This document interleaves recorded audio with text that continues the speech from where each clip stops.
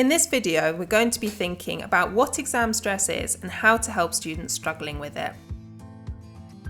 When it comes to exams, anxiety isn't always a bad thing, and some anxiety can actually help us. We can see this on what's called the stress curve, which shows the relationship between stress and performance. At first, as stress increases, our performance also improves. The body prepares for action by releasing adrenaline, which can increase our focus and motivation. We can call this optimal stress. However, eventually this reaches a tipping point. As the demands and pressure continue to increase, it all feels too much. We can call this excessive stress, where students might overwork themselves or experience high levels of anxiety that cause them to avoid revising altogether. In any class, there are likely to be students at very different stages of the stress curve, and they might need different things.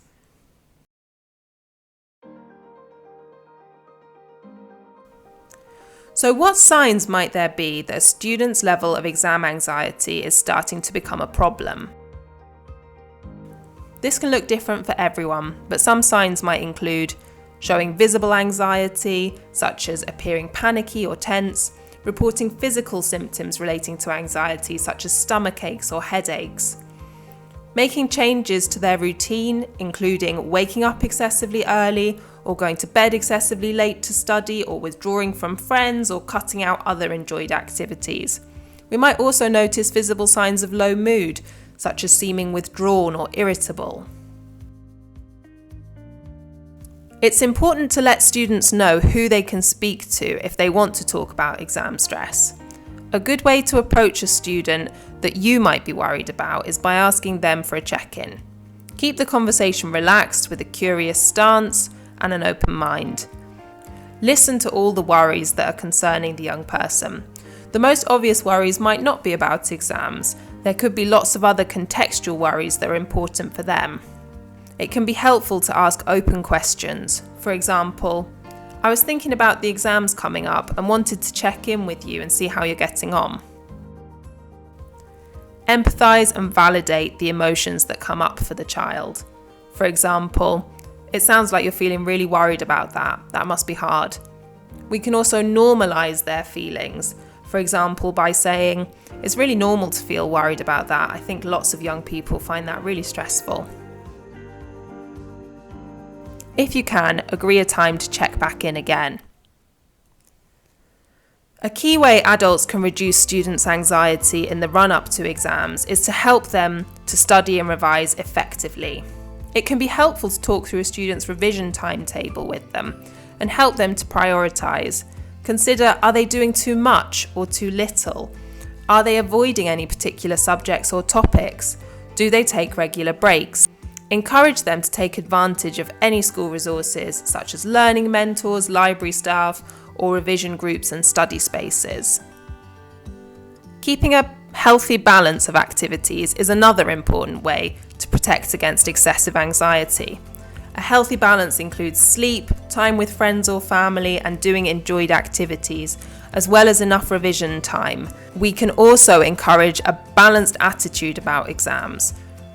That while it's important to strive to do their best in exams, it's also important for students to keep things in perspective and remember the options they have if they don't get the grades they want. Helping students to understand the thoughts and feelings that come along with exam anxiety can also help them feel calmer. Common anxious thoughts might include, I'm going to fail, or I'm going to forget everything, or I'm going to panic. These thoughts usually aren't facts and tend to focus on the most negative outcome. By downloading the Catch It app, students can practice challenging these anxious thoughts.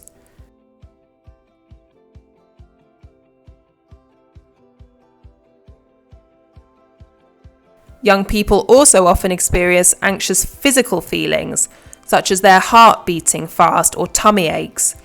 It can be helpful to help young people understand these sensations are normal and very common and not harmful.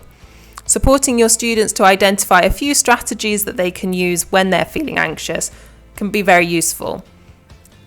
It's usually best to start by asking what helps them already or what they've thought about trying.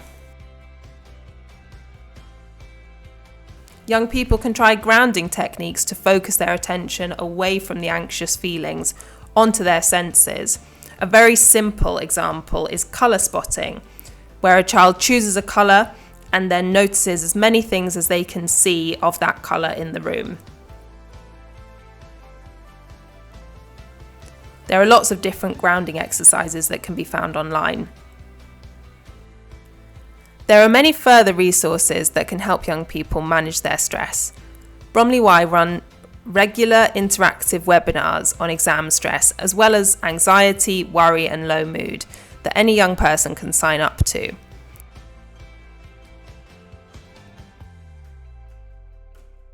Young people can also message the Signpost, Bromley Y's text service, where they can receive listening, advice, resources and help accessing further support.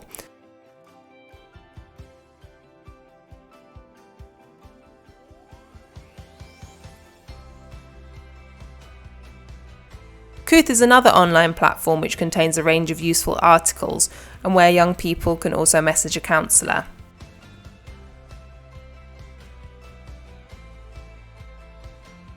Some pupils may require a referral to a school counsellor or a mental health service such as Bromley Y for further ongoing support.